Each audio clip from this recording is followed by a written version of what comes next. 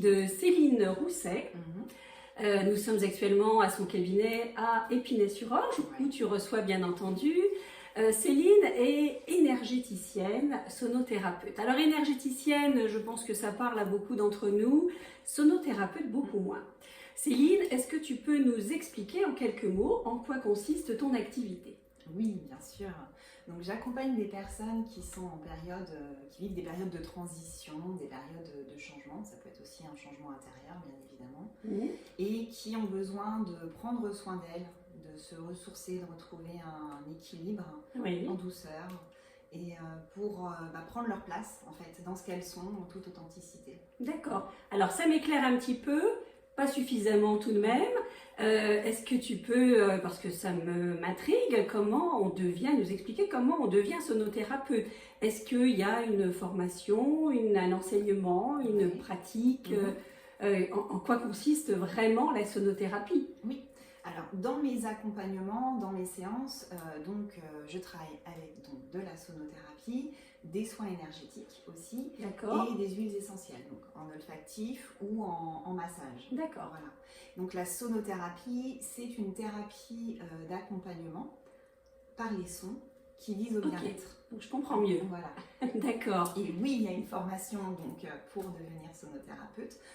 Pour ma part, j'ai été formée par Emmanuel Comte qui a fondé le Centre Medson. D'accord, très bien. Donc quand tu utilises la sonothérapie, tu travailles avec certains outils que l'on peut d'ailleurs voir derrière nous.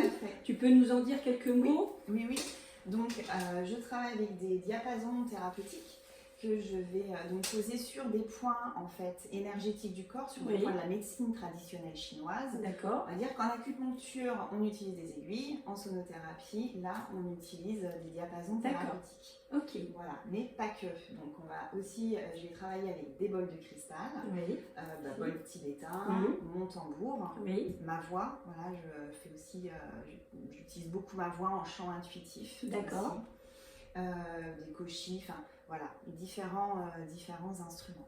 D'ailleurs, ça fera l'objet de vidéos à venir où tu nous expliqueras en détail chaque outil. Exactement. D'accord, d'accord. Quand on vient te voir, je suppose qu'on vient te voir pour une raison particulière, une problématique, ou peut-être même aussi pour simplement se détendre, se ressourcer, passer un bon moment. Alors oui, on peut venir pour un moment ressources, voilà, pour prendre soin de soi, enfin une bulle de sérénité. C'est ça. Une parenthèse où besoin d'un petit moment cocoon. Voilà, moi je prends soin des personnes qui viennent me voir pendant 1h30. D'accord.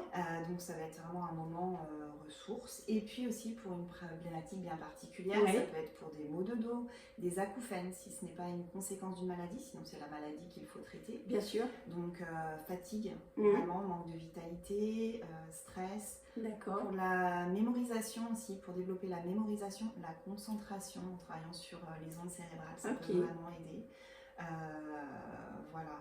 D'accord. Il y a vraiment plusieurs bienfaits.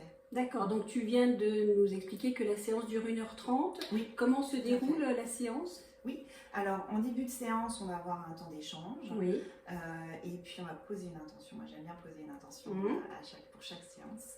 Et on va avoir la personne à vivre une relaxation. D'ailleurs, je vais utiliser pendant cette relaxation des huiles essentielles en olfactif et des diapasons thérapeutiques au niveau des oreilles. Parce qu'en fait, au niveau des oreilles, on a vraiment tous les organes qui sont représentés par des points réflexes. Ok. Voilà, le docteur Paul Mogier, qui a créé l'auriculothérapie d'ailleurs, disait que l'oreille est un corps. Donc voilà.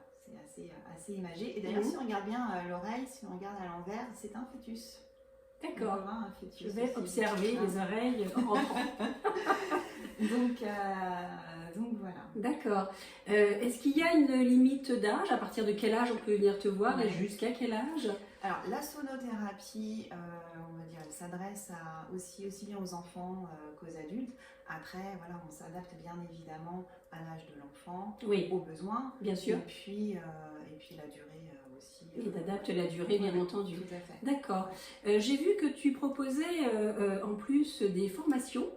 Est-ce que tu peux nous en dire plus? Oui, des stages. Des journées de stage, de partage. Alors, pour le coup, en co-création avec à deux en général. Oui. Et je peux le faire seul, mais c'est plus sympa à deux quand même. On est d'accord. C'est plus riche, c'est plus sympa pour moi aussi. Et puis pour le groupe.